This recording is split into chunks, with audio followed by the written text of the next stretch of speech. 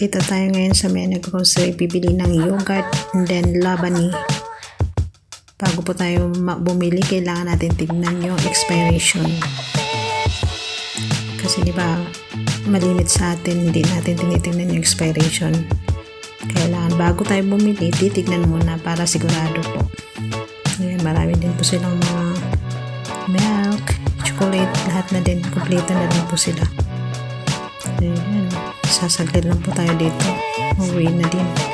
Yan lang yung sinadya natin. Yan na po. Nabayaran na natin yung bill.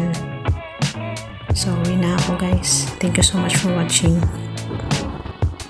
See you on my next video guys. Ayan, magdiwalil muna ako dito.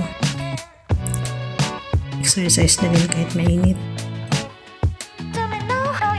Kita nyo yung bahay na yan guys. Diba ang ganda? Hindi sa akin yan. No. Ayan, madali akong init. Diba? Walking lang para healthy always. God bless guys. Stay safe always. Bye.